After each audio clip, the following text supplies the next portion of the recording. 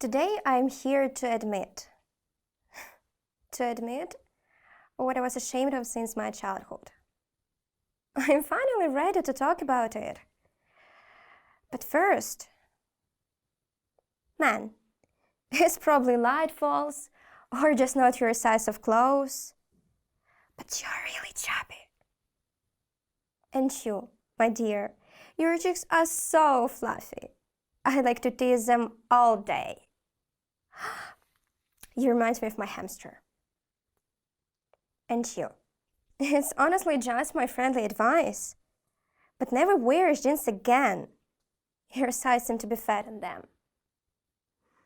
I'm sure for the hundredth time you regretted eating sweets and asked yourself, am I really a whale? I bet that a part of you felt uncomfortable and even embarrassed with my words. And I'm pretty sure that a part of you has already prepared a couple of tomatoes in order to throw at me because how she dares to talk to us like that?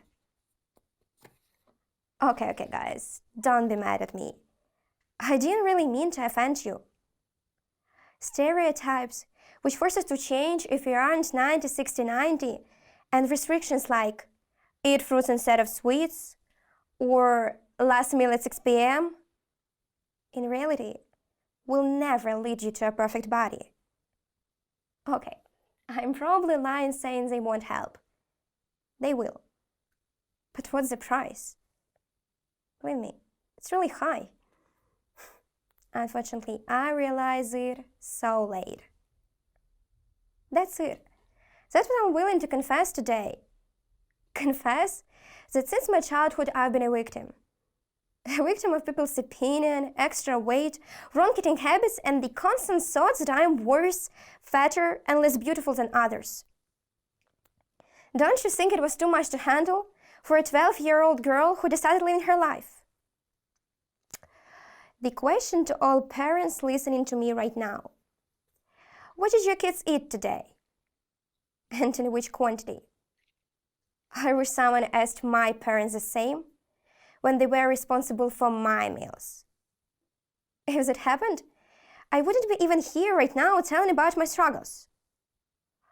To tell you the truth, being the only child in a family had a lot of perks. All attention was mine, and everything I wanted was mine too. It's the happiest childhood, isn't it? My parents could buy me any food I asked them for. Except for crisps. It was too much even for them. Sounds pretty normal. In fact, I got a pile of wrong eating habits. I should have eaten everything to the last crumb and got up from the table just with an empty plate. What is more, sweets after each meal were a ritual to praise me for eating till the end. I couldn't miss it.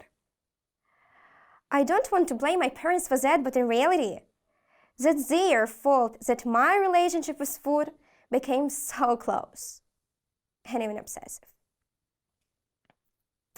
I haven't even thought I was overweight up to 12, after the one situation that happened to me when I attended table tennis classes. Once, when my coach was showing me an exercise, he touched my belly as a hint to abandon it. It was so embarrassing. It made me check up my reflection in the mirror.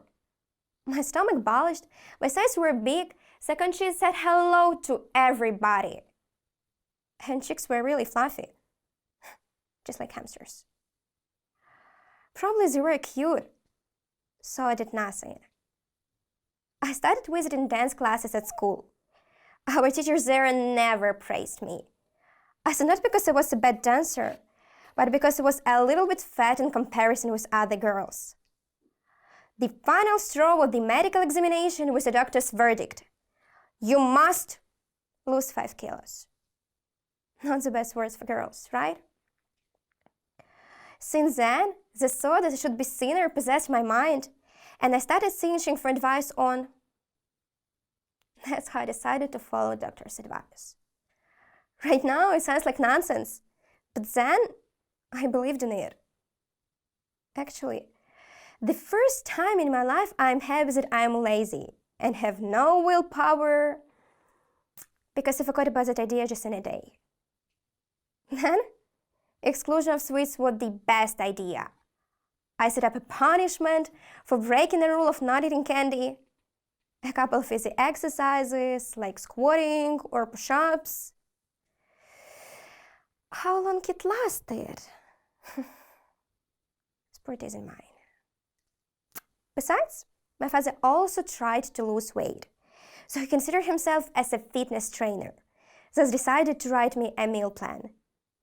Sorry, not a meal plan, but a health plan, especially when I got used to sandwiches with sweet tea. And, undoubtedly, it lasted just 2 days. My parents love me, but sometimes their small jokes about my cheeks, hints that I've already eaten enough, and so-called advice to eat less sweets hurt me more. How could I stop eating if that was everything that made me happy? I ate when I was bored or upset. Food was something that always raised my mood. Thankfully, such friendly relationship with food lasted just till the end of the 7th grade. I had the whole summer ahead. Of course, first attempts had no effect. I just started heavy workouts again, not to overeat, but still was in love with food. I was standing in front of the mirror patting my belly. My dear friend, you will be with me forever. Actually, I didn't want it to be the truth. I found a way that, according to the internet and Instagram bloggers, was the most helpful. It's counting calories. The best, and in the meantime the worst decision of my life that led me to the pit called eating disorders. Let's find out why. Thanks to counting calories and so-called workouts, I really lost weight. It took about 2 months, but I was ready to go to school at the best version of myself. However, this period was the most complicated in my life because of constant fight with my habits, my preferences, and my own body. I became addicted. Addicted to the numbers on scales and amount of calories I could eat this day. It's just a stupid myth, but I really followed it and tried to eat as less as possible just to speed up the result.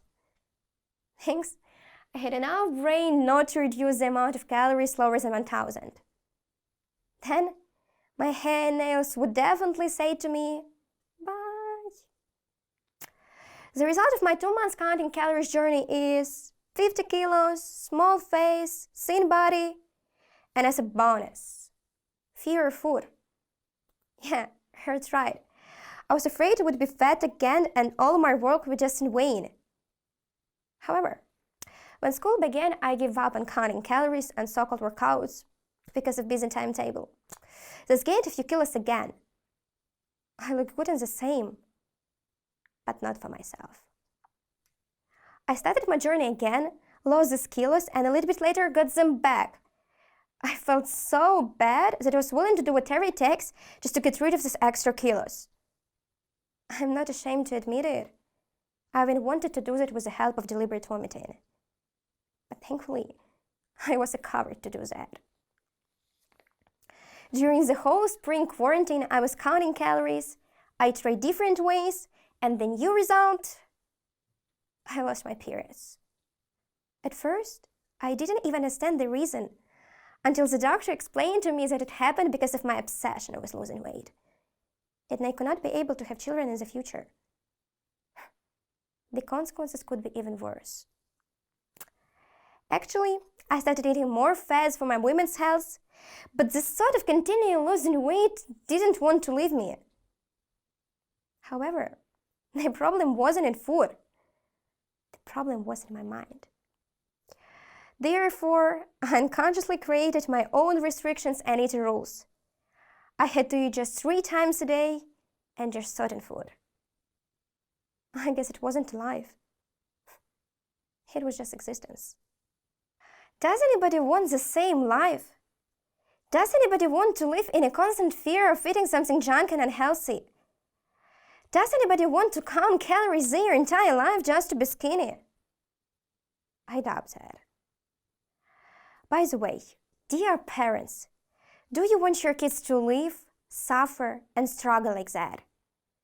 That's totally okay if your children aren't the big fans with porridge with meat, especially after a huge bowl of soup, or that they don't want to eat at all. They are living their own lives, having their own needs, eating habits.